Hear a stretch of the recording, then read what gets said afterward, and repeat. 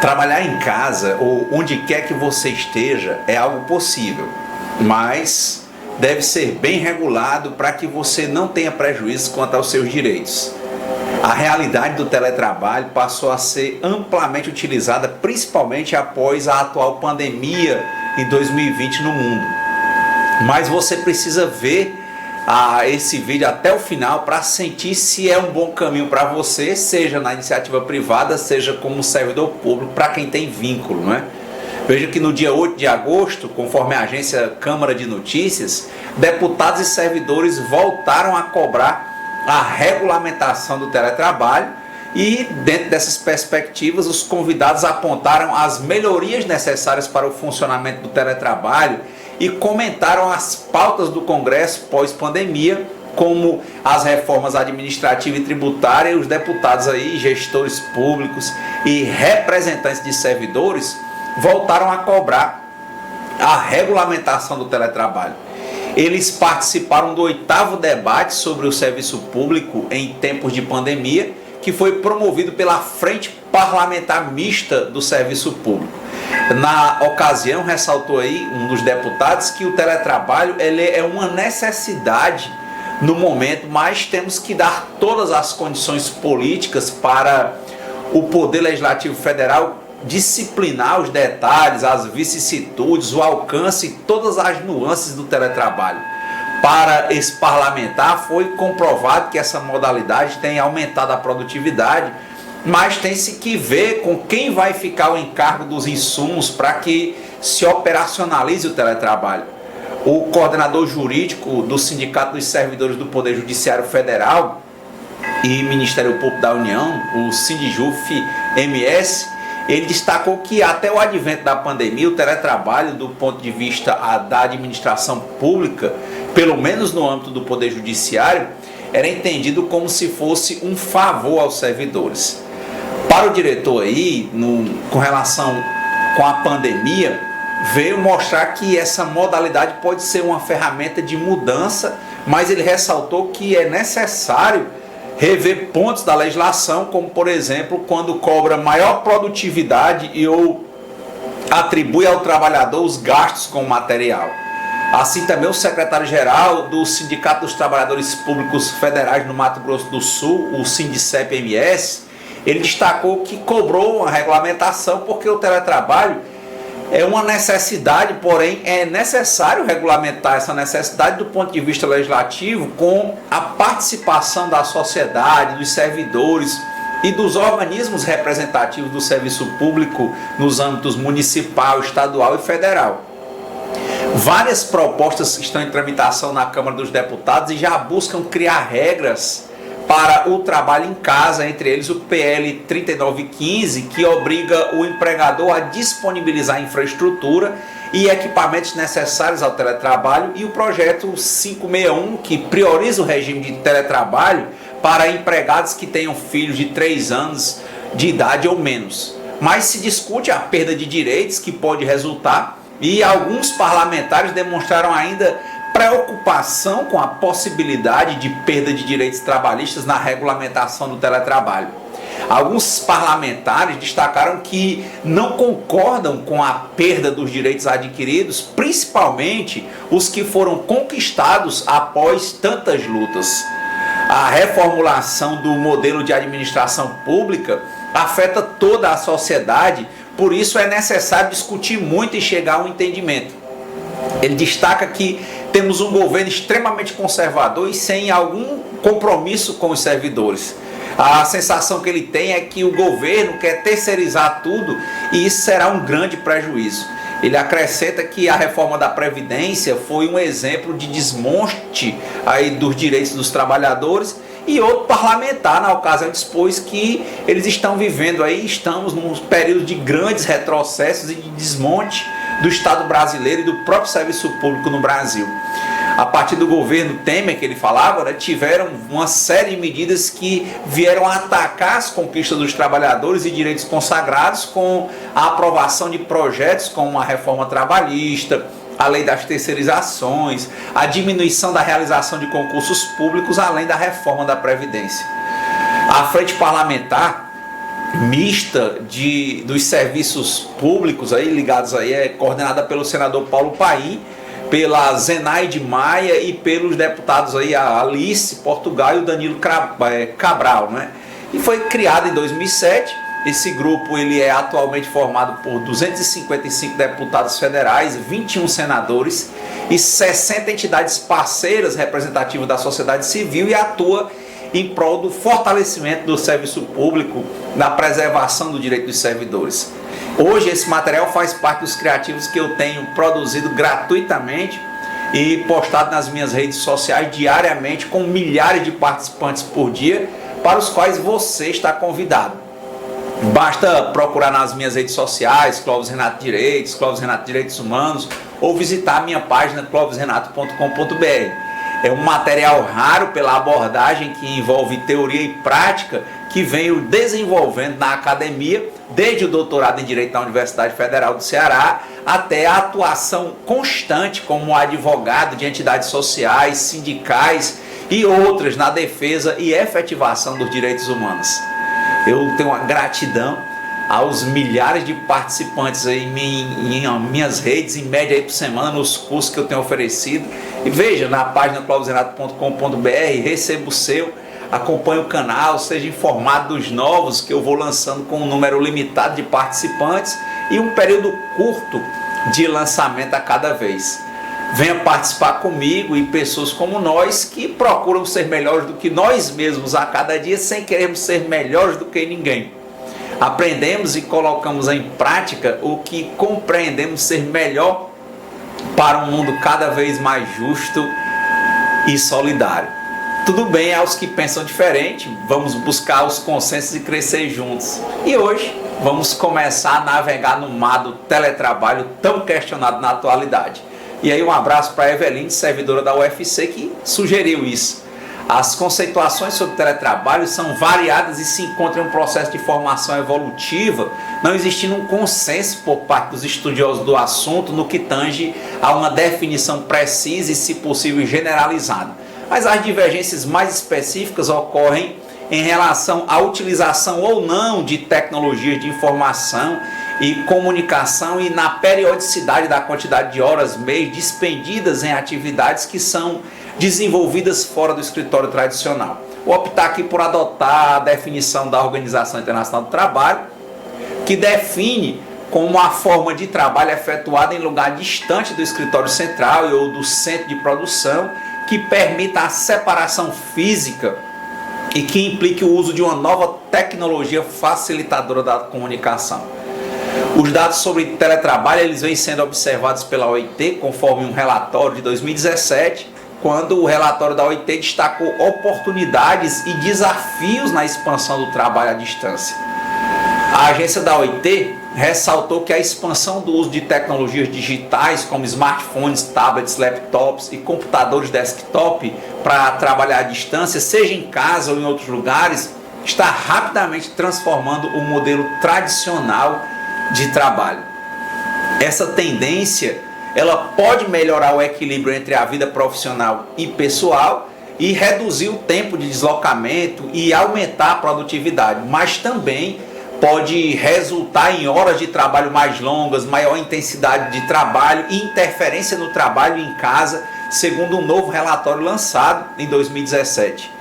Isso foi pela OIT e pelo Eurofund, que é um dos fundos que ajudam a OIT. Esse relatório, o nome é Trabalho a Qualquer Hora, em Qualquer Lugar, os efeitos no mundo do trabalho.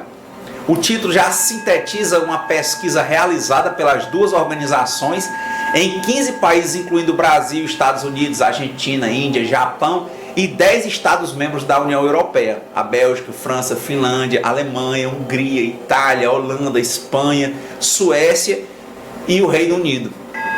O estudo identifica vários tipos de funcionários que utilizam novas tecnologias para trabalhar à distância, ou seja, fora das instalações de seus empregadores.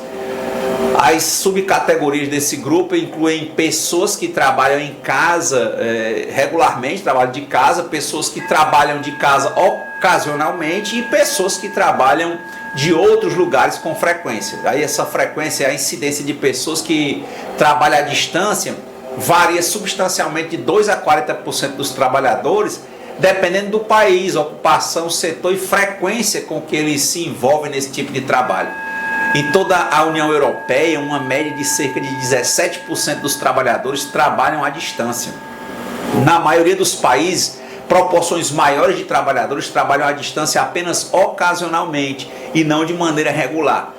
O relatório destaca ainda uma série de efeitos positivos do trabalho à distância, como maior autonomia do tempo de trabalho, que leva a mais flexibilidade em termos de organização do tempo de trabalho. Outro efeito positivo é a redução do tempo de deslocamento, que resulta em maior produtividade e melhor equilíbrio entre o trabalho e a vida pessoal. O estudo também identifica várias desvantagens, como a tendência de trabalhar mais horas e uma sobreposição entre o trabalho remunerado e a vida pessoal, que pode levar a altos níveis de estresse. O relatório traça distinções claras entre pessoas que trabalham de casa e parecem desfrutar de um melhor equilíbrio entre vida profissional e pessoal, e junto com pessoas que trabalham em outros lugares com frequência, mas correm um risco maior de sofrer os resultados negativos em termos de saúde e bem-estar.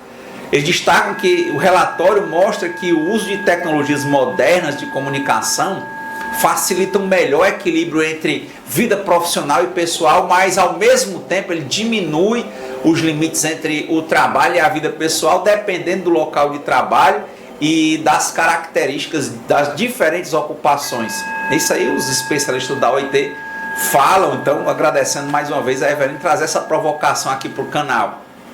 O relatório ele fornece recomendações para lidar com essa disparidade, como a promoção do trabalho à distância formal em tempo parcial, com o objetivo de ajudar as pessoas que trabalham em casa ou em outros lugares a manter vínculos com seus colegas de trabalho e melhorar o seu bem-estar. E restringir o trabalho à distância informal e suplementar, envolvendo aí longas horas de trabalho. E, como dizem aí os técnicos, é particularmente importante abordar a questão do trabalho suplementar realizado através das tecnologias modernas de comunicação, como, por exemplo, o trabalho adicional feito em casa, que pode ser visto como horas extras não remuneradas.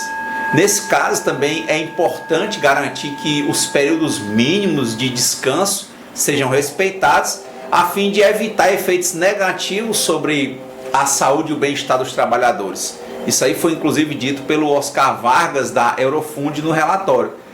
Atualmente, apenas a União Europeia possui um acordo para regular a mudança digital relacionada ao trabalho à distância, e, no entanto, a maioria das iniciativas existentes ela está relacionada aí com o trabalho à distância formal, baseado no domicílio, enquanto os problemas parecem ser mais recorrentes com o trabalho à distância informal e ocasional.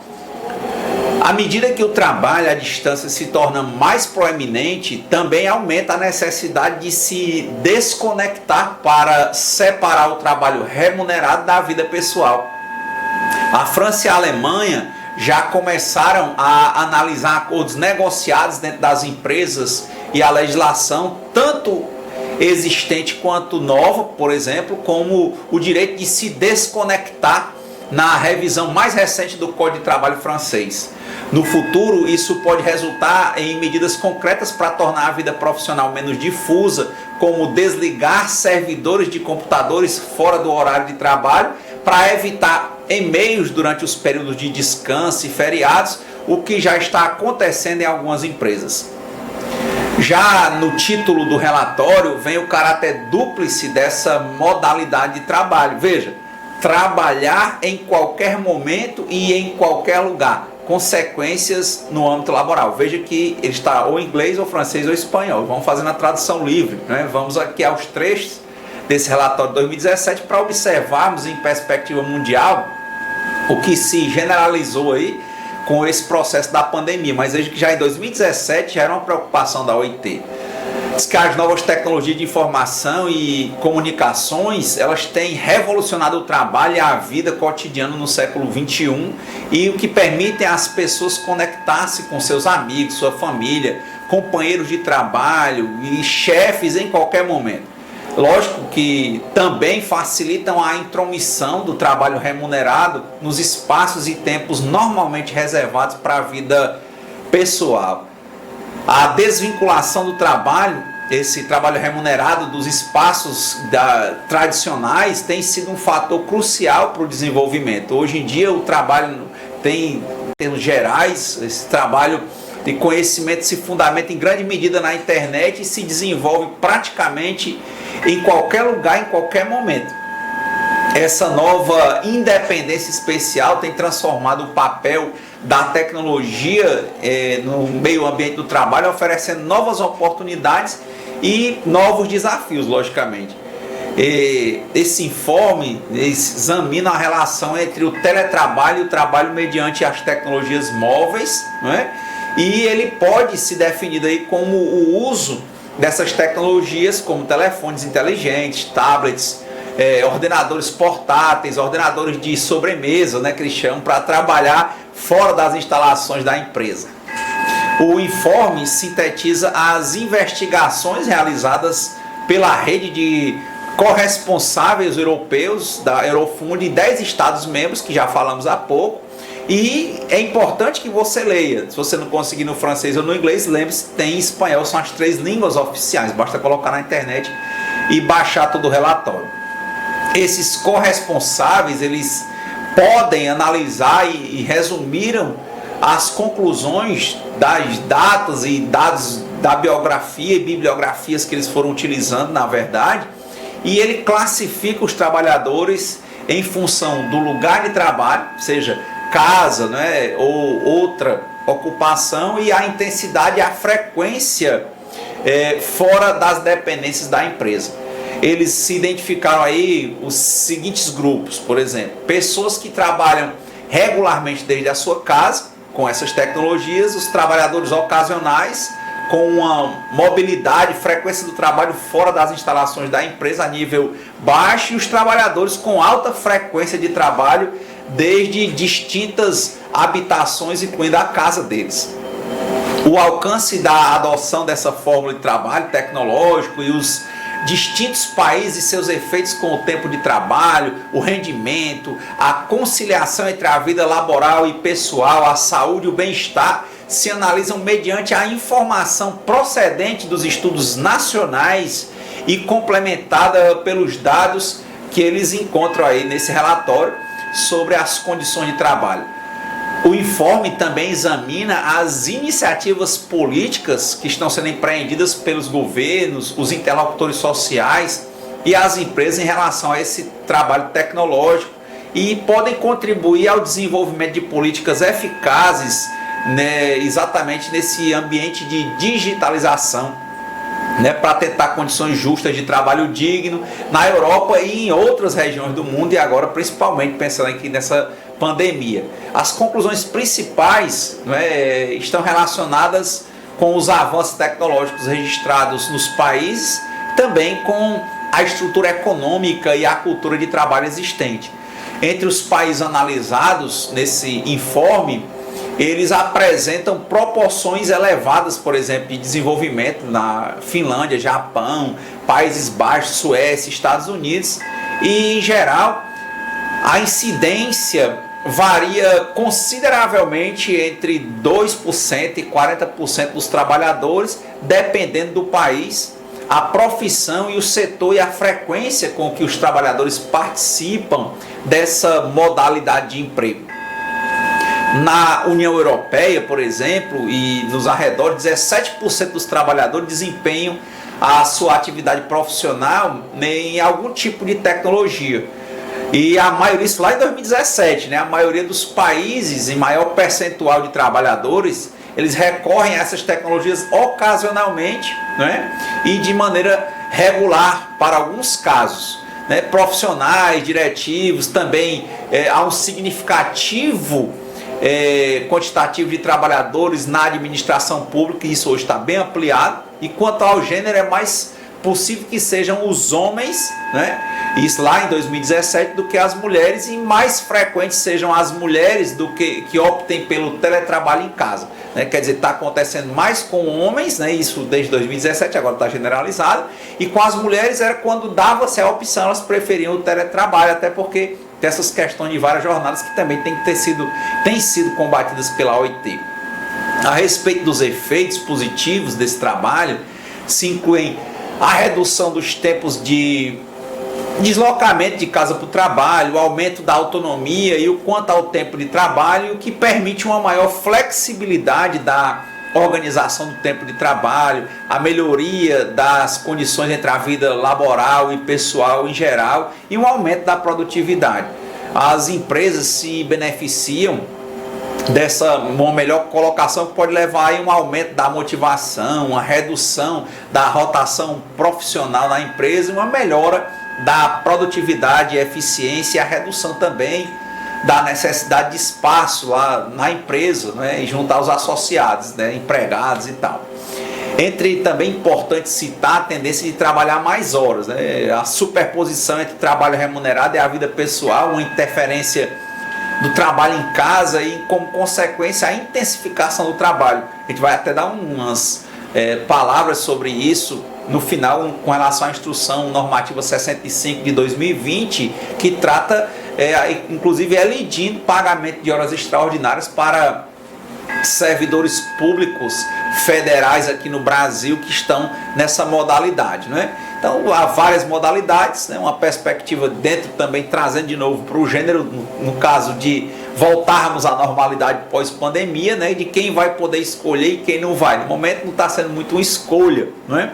Mas lá eles já pensavam e viam que isso deveria ser ampliado e pensar também nas questões de gênero.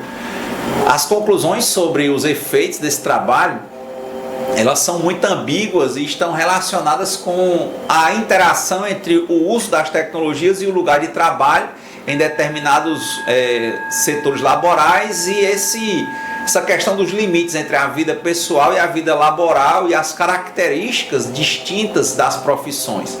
É importante que haja uma possibilidade que haja essa substituição cada vez mais forte, independentemente de pandemia. Eles já analisavam isso em 2017. E houve um acordo do Marco Europeu sobre Teletrabalho em 2002 que aborda, em certa medida, essas possibilidades, né? Os membros da União Europeia também foram fazendo marcos similares, que já há um certo avanço.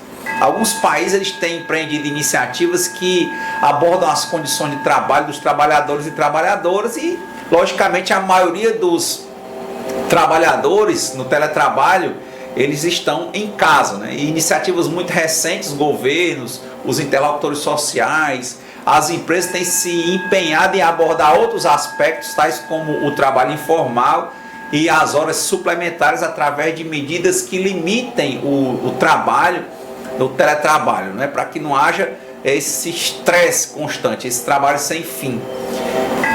É muito importante que veja os aspectos positivos e os negativos e que haja uma intervenção governamental, evitar esse estresse, a sobrecarga de trabalho. E quando houver a sobrecarga, né, de fato, não é para haver, mas nas extraordinariedades, não é, que seja pago. E a gente vai ver, inclusive, nesse contrassenso aqui, observar que a União, ao regulamentar isso agora em 2020, já vai dizendo logo que não tem hora extra. É um problema importante a hora de aplicar os princípios de prevenção e a legislação em matéria de segurança e saúde do trabalho, que se refere à dificuldade de supervisar os entornos do trabalho fora das instalações da empresa. Um projeto da Agência Europeia para a Segurança e Saúde no Trabalho, que tem o nome Previsão de Riscos e Novos e Emergentes em Matéria de Segurança e Saúde do Trabalho, relacionado com as novas tecnologias e essa questão do trabalho, né, para estar permanentemente no trabalho, também já consta que é importante ver isso, a questão de de lesão por esforço repetitivo e várias doenças que podem estar relacionadas. Como é que a empresa vai controlar a saúde e segurança? E logicamente que para aproveitar plenamente o potencial desse tipo de trabalho e melhorar as condições de trabalho dos trabalhadores e trabalhadoras interessados, são necessárias iniciativas de formação e sensibilização, tanto para os trabalhadores quanto para os diretores, enquanto para o uso eficaz das tecnologias do teletrabalho, assim como acerca dos possíveis riscos e como gerir de maneira essa flexibilidade a esse regime. Também pode desempenhar uma função importante nas políticas que têm por objetivo promover a integração da sociedade em um mercado de trabalho e de determinados grupos sociais, e alguns exemplos de certos países indicam que estão em modalidade de trabalho, serve, por exemplo, para incrementar a participação no mercado de trabalho de trabalhadores de idade avançada, mulheres jovens com filhos e as pessoas com deficiência. As iniciativas governamentais e os convênios, as convenções coletivas nacionais e setoriais, elas são importantes para proporcionar um marco geral para uma estratégia em matéria dessas tecnologias, e esse marco deve proporcionar as condições necessárias para o desenvolvimento de acordos específicos que atendam a essa necessidade e preferências dos trabalhadores e, logicamente, das empresas, para não ser algo só de cima para baixo imposto, que deve ter em conta as conclusões com respeito às diferenças das condições de trabalho dos que participam dos diferentes tipos de teletrabalho, por exemplo, diferenças entre o teletrabalho em casa e o trabalho de elevada mobilidade, né? As medidas políticas, por exemplo, devem abordar as causas subjacentes aos efeitos negativos em relação com as condições de trabalho que se identificam aí nesse estudo. A nível de Brasil, em 2020, né, o texto elaborado pela Secretaria de Gestão de Desempenho Pessoal, a Secretaria Especial de Desburocratização, Gestão e Governo Digital, lá do Ministério da Economia, publicou no Diário Oficial da União a Instrução Normativa 65, de 30 de julho de 2020, e essa norma, que se aplica aos servidores públicos federais, estabelece orientações, critérios e procedimentos gerais a serem observados pelos órgãos e entidades integrantes do Sistema Pessoal Civil da Administração Federal, CIPEC, relativos à implementação do Programa de Gestão. No artigo 40, é importante destacar que essa IN 65 revoga a IN número 1 de agosto de 2018, que ela estabelecia orientações, critérios e procedimentos gerais a serem observados pelos órgãos e entidades integrantes do Sistema Pessoal Civil da Administração Federal, CIPEC, relativos à implementação de programa de gestão, de que trata aí artigos do Decreto 1590 de 95. E também a IN 65 revoga a IN 44, já de junho de 2020. Ela que alterava a Instrução Normativa número 1, de agosto de 2018, que exatamente estabelecia orientação, critérios e procedimentos gerais a serem observados pelos órgãos e entidades integrantes do Sistema de Pessoal Civil da Administração Federal, o CIPEC, relativos à implementação de programa de gestão. Veja, a gente agora vai pegando o casamento que está sendo discutido no Congresso, o que foi estudado pela OIT em 2017 e essa instrução normativa número 65 de 30 de julho de 2020, bem no centro da pandemia. Ela é uma norma longa que conta com 40 artigos que devem ser observados com atenção, pois demarcam a posição do governo federal frente aos debates e projetos de lei que tramitam no Congresso Nacional e terão impactos mais amplos e permanentes com relação aos servidores.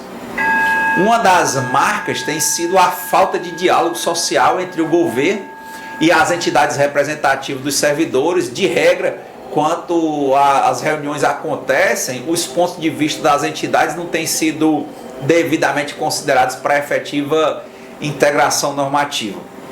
Já na própria IN, o artigo 38 não garante a participação dos servidores no desenvolvimento do programa de gestão aí relacionado, uma vez que deixa a critério dos dirigentes das unidades. Diz literalmente que a critério dos dirigentes das respectivas unidades de exercício e observadas as disposições constantes na IN, o programa de gestão poderá prever a participação de servidores públicos, empregados públicos e contratados temporários em regime aí para o trabalho presencial para participar do programa. Para os órgãos que vinham construindo programas, por exemplo, a IN submete todos, né, conforme o artigo 37, ao dispor que o órgão ou entidade integrante do CIPEC que já possua o programa de gestão instituído poderá solicitar sua validação ao órgão central do CIPEC, desde que apresente justificativas fundamentadas que comprovem que, considerando suas características e especificidades, a readequação do seu programa de gestão às regras estabelecidas na IN 65 ocasionaria retrocesso ou prejuízo aos resultados atingidos, ou seja, é para seguir ela. Haverá impactos financeiros relevantes e algumas vantagens que representam muito na vida dos servidores, desde a realização do concurso para ingresso no cargo e na carreira, tais como são elendidos os adicionais ocupacionais de insalubridade, periculosidade, irradiação ionizante, gratificação por atividade com raio-x ou substâncias radioativas, por exemplo. Dispõe que fica vedado o pagamento de adicionais ocupacionais de insalubridade, periculosidade, radiação ionizante e gratificação por atividades com raio-x ou substâncias radioativas ou quaisquer outras relacionadas à atividade presencial para os participantes do programa de gestão em regime de teletrabalho. A IN também afasta bancos de horas, ajuda de custo quando não houver mudanças de residência em caráter permanente, auxílios transporte que só vão ocorrer em razão de efetivo deslocamento. E aí, com relação ao auxílio moradia, a IN 65 dispõe que não será concedido auxílio moradia ao participante em teletrabalho quando em regime de execução integral. Também, quanto ao adicional noturno, o servidor deve ficar atento, pois somente ocorrerá se houver a solicitação expressa conforme o artigo 35. Diz aí o artigo 35 que fica vedado o pagamento de adicional noturno aos participantes do programa de gestão em regime de teletrabalho. E no parágrafo 1º ele faz uma ressalva dizendo que não se aplica esse afastamento aos casos em que for possível a comprovação da atividade, ainda que remota, prestada em horários compreendidos entre 22 horas de um dia e 5 horas do dia seguinte, desde que autorizada, e haja essa autorização imediata pela chefia. E a autorização somente poderá ser deferida mediante uma justificativa quanto à necessidade da medida, considerando-se aí a natureza da atividade exercida. Um dos pontos centrais está nas horas extraordinárias, as que forem efetivamente trabalhadas, né, o direito de desconexão. Lembra que a gente falou há pouco? Porque as horas extraordinárias, conforme a portaria, deixam de existir para quem estiver em teletrabalho, como dispõe o artigo 29. Diz que fica vedada a autorização da prestação de serviços extraordinários pelos participantes do programa de gestão. Diz que o cumprimento pelo participante de metas superiores às metas previamente estabelecidas não configura a realização de serviços extraordinários. Veja, horrível esse artigo, né? Importante ver se o interesse do servidor também prevalecerá quando se disser que pretende voltar ao trabalho presencial, nos termos do inciso 1º do artigo 19, que dispõe que o dirigente da unidade deverá desligar o participante do programa de gestão por solicitação dele, observada aí a antecedência mínima de 10 dias, uma vez que o servidor ficará aguardando o ato administrativo decidindo sobre o assunto, conforme diz o artigo 21 da IN 65, o participante continuará em regular exercício das atividades no programa de gestão até que seja notificado do ato de desligamento, suspensão ou revogação da norma de procedimentos gerais e do programa de gestão. Bom, por hoje agradeço a participação e deixo aqui os meus votos de realização, justiça e sucesso para você. Continue sugerindo, mais uma vez agradeço a Eveline Ribeiro, lá da Universidade Federal do Ceará, né, que fez essa proposta nas nossas redes sociais, que a gente começasse a falar de teletrabalho. Espero que estejamos aí atendendo, né, e ficamos abertos a novas sugestões. Que bom que nós estamos aprendendo juntos. Se inscreva, participe, comente, compartilhe. Obrigado e até a próxima!